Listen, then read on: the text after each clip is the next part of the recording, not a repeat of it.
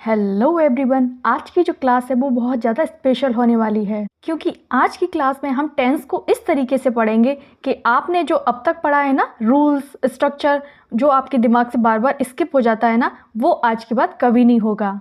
और हाँ, क्लास को पूरा ज़रूर देखना, तभी ये टॉपिक अच्छे से समझ आएगा।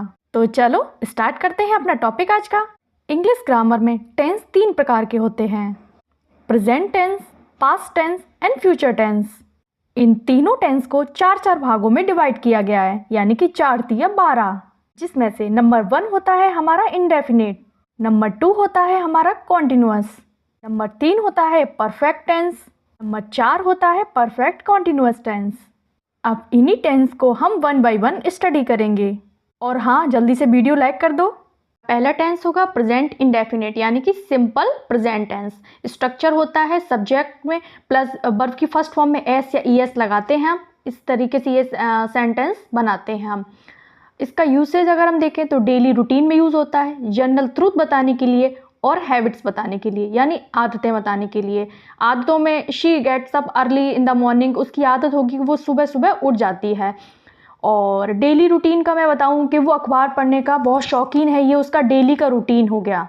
जनरल ट्रूथ की जब हम बात करते हैं तो बोलते हैं 2 and 2 makes 4, तो ये सत्यता है, यानी 2 और 2 4 होते हैं। तो इस तरीके से अगर हम डेली रूटीन, जनरल ट्रूथ और हैबिट्स की बात करेंगे तो वहाँ पर प्रेजेंट इंडेफिनिट टेंस का यूज होगा। एग्जाम्पल से समझें, ही रीड्स अ बुक, वह एक किताब पढ़ता है। इसकी पहचान होती है ता है, ती है, ते है। तो ये हो गया हमारा प्रेजेंट इंडेफिनिट टेंस। और नेक्स्ट देखते हैं हम प्रेजेंट कॉन्टिन्यूअस, यानी कि जो समय चल रहा है, कंटिन्यू है।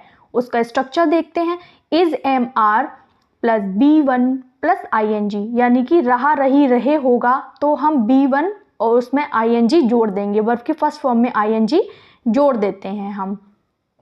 यही इसका पहचान होती है, रहा, रही। देखते ही हम पहचान जाएंगे कि ये प्रेजेंट कंटिन्यूअस टेंस है।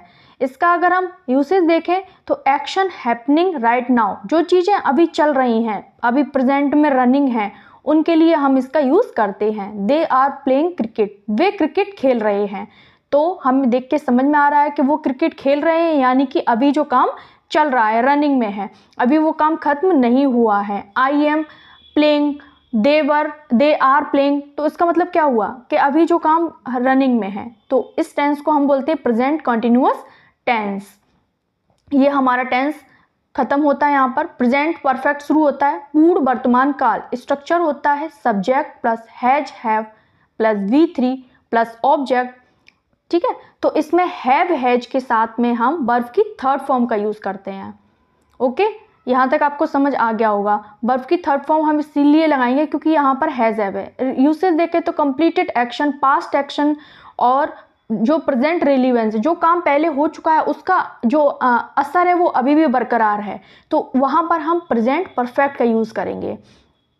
एग्जाम्पल से देखें, she has finished her homework, उसने अपना होमवर्क पूरा कर लिया है, यानी कि उसने अपना होमवर्क पूरा किया था, पर होमवर्क का जो रिलीवेंस है, यानी कि जो महत्व है वो अभी भी जारी है। प्रेजेंट परफेक्ट कॉन्टिन्यूअस, पूर्ण अपूर्ण वर्तमान काल, यानी कि जो एक्शन कंटिन्यू फ्रॉम टिल, पहले से जो अब तक चली आ रही, इसका स्ट्रक्चर होता है have has been plus V one plus I N G, यानी कि हैव एज लगाएंगे, बीन लगाएंगे और वर्ब की फर्स्ट फॉर्म में आई एन जी लगा देंगे हम। ठीक है, और जैसा कि मैंने बताया कि इसका जो यूसेज होता है, एक्शन जो पहले जो चली आ रही थी और वो कंटिन्यूसली रनिंग में है। ठीक, for example, He has been studying for 2 hours, वह 2 घंटे से पढ़ रहा है। ओके, तो वो 2 घंटे, यहाँ एक चीज का ध्यान रखना, समय भी दिया रहा होता है। ठीक है, जब टाइम दिया तो सिंस फॉर का यूज करेंगे हम, और इस तरीके से ये सेंटेंस को हम फॉर्म करेंगे। हैज बीन लगा दिया प्लस ING लगा दिया और समय लगा दिया, टाइम को दे दिया, बस सिंपल है। कुछ ज़्यादा इतना टफ थोड़ी है जो समझ में आता नहीं है, यही स्ट्रक्चर होता है। आगे हम वीडियोस में 1 बाय 1 अच्छे से डिस्कस करेंगे प्रेजेंट परफेक्ट कंटिन्यूअस, यानी सारे टेंसेस को 1 बाय 1 डिस्कस करेंगे। ओके, तो यही इसका होता है, यूसेज होता है। नेक्स्ट देखते हैं, अब हम पास्ट देखते हैं। पास्ट यानी भूतकाल, ठीक है। पास्ट का पहला होता है पास्ट इंडेफिनिट यानी सिंपल इंडेफिनिट भी बोल सकते हैं इसको। स्ट्रक्चर होता है B2 लगाते हैं इसमें। स्पेशली क्या ध्यान देना है, B2 वर्ब की सेकंड फॉर्म लगानी है हमें, ओके। यूसेज की बात करें हम इसके तो कंप्लीटेड पास्ट एक्शंस के लिए लगाते हैं, ठीक। यस्टरडे जरूर आएगा इसमें, लास्ट जो वर्ड होता है वो जरूर आएगा, लास्ट अगो जरूर आएगा, last morning, last evening, okay. Yesterday, tomorrow की बात हम फ्यूचर में करते हैं, ओके। तो आई होप यहाँ तक समझ आ गया। I watched a movie yesterday, मैंने कल एक मूवी देखी थी, यानी कि वो मूवी मैंने कल देखी थी, आज नहीं देखी है, वो कल देख के मैंने ख़त्म कर दी थी। आगे देखते हैं पास्ट कंटिन्यूअस टेंस, यानी जो भूतकाल यानी पास्ट में जो अभी भी बाकी पड़ा हुआ है, अभी काम पूरा नहीं हुआ है इसका, ठीक है। स्ट्रक्चर अगर हम देखते हैं तो क्या होता है हमारा, वाज वर प्लस ING लगाएंगे हम यहाँ पर, ओके। वाज वर के साथ में रहा रही आएगा तो वहाँ पर हम ING को हम चिपका ही देंगे, ये दिमाग में भर लो अच्छे से, ठीक है। और पास्ट एक्शंस इन प्रोग्रेस यानी कि जो पास्ट में चीज़ें चल रही थी अभी वो चल रही, वो खत्म नहीं हुई हैं, ओके। समझ आ गया होगा। He was sleeping when I call, जब मैंने कॉल किया तो वो सो रहा था जब मैंने कॉल किया, वो चीज़ें अभी खत्म नहीं हुए हैं, चल ही रही थी।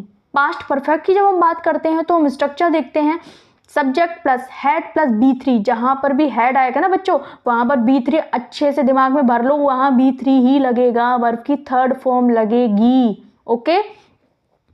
और यूसेज की बात करते हैं हम तो actions completed before another past action, एक काम से पहले जब दूसरा काम हो जाता है तो वहां हम क्या लगाते हैं, वहां पर हम पास्ट परफेक्ट टेंस का यूज करते हैं। यहां तक समझ में आ गया है। हेड का मतलब ही होता है V3 को हम लगा देंगे, ये ध्यान रखना, B2 नहीं लगाना है।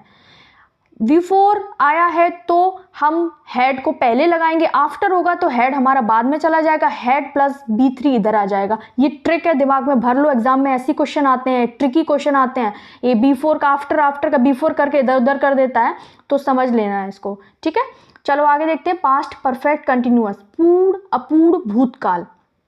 स्ट्रक्चर होता है had been plus V1 plus ING, यानी कि हैड बीन आएगा, टाइम दिया रहा होगा और रहा रही होगा एंड में, तो वहां समझ जाना है कि ये कौन सा है, पास्ट परफेक्ट कंटिन्यूअस। जो actions continue up to a certain past movement, जो पहले चल रहे थे वो भी अभी पूरे नहीं हुए हैं। और इसमें ध्यान रखना टाइम का बहुत महत्व होता है, टाइम दिया रहा होता है किसी भी परफेक्ट कंटिन्यूअस टेंस में, तीनों का बता रही हूँ मैं, okay. Had been plus B1 plus object plus time दिया रहा होता है। They had been waiting for an hour, वे 1 घंटे से इंतजार कर रहे थे, वे कर रहे थे, अभी भी कर रहे हैं, कर रहे होंगे, कुछ नहीं पता, उस चीज़ का कोई आइडिया नहीं है हमें। सिंस और फॉर के लिए मैं अलग से एक वीडियो बनाऊंगी जिसमें मैं स्पेशली आपको समझाऊंगी कि सिंस कहाँ लगाना है, फॉर कहाँ लगाना है, ओके। आगे देखते हैं, फ्यूचर इंडेफिनिट, साधारण भविष्यकाल, इसको सिंपल फ्यूचर भी बोलते हैं। स्ट्रक्चर होता है सब्जेक्ट प्लस B1, स्ट्रक्चर होता है विल प्लस B1, विल शैल का यूज करेंगे हम, यहाँ पे विल के साथ में हम स्लैश करके वहाँ ये होता है फ्यूचर एक्शन को दिखाने के लिए होता है, स्पेशली B1 लगाते हैं, वर्ब की फर्स्ट फॉर्म लगाते हैं। I will visit my grand माँ टुमारो, ठीक है, मैं अपनी दादी माँ से मिलने कल जाऊँगा। यहाँ पर क्या होता है, पास्ट में हम कब की बात करते हैं, यस्टरडे की, फ्यूचर में हम बात करते हैं टुमारो की, ठीक है, टुमारो की बात करते हैं, मैं अपनी दादी माँ से मिलने जाऊँगा। फ्यूचर कंटिन्यूअस टेंस, अपूर्ण भविष्यकाल, स्ट्रक्चर होता है subject plus will be plus B1, याद रखना बच्चों, दिमाग में भर लेना, विल बी लगेगा उसके साथ V1 लगेगा, ओके। इसका अगर हम यूसेज देखें तो action in progress at the future time, जो आगे होगा भविष्य में, अभी ऐसा हुआ नहीं है, ओके, जो होगा आगे चल के उसकी बात हम कहाँ करते हैं, फ्यूचर में जो कंटिन्यू होगा। She will be studying at 8 PM, वह रात 8 बजे पढ़ रही होगी, अभी नहीं पढ़ रही है, वो रात के 8 बजे पढ़ेगी, तो उस चीज़ से आप ध्यान रखना कि कहाँ पढ़ेगी, रात के 8 बजे, अभी पढ़ नहीं रही है, आगे की बात हो रही है, अभी जो चीज़ें हुई नहीं है उसकी बात हो रही है यहाँ पर। इस तरीके से मैं शाम को जा रहा हूँगा, इस टाइप से।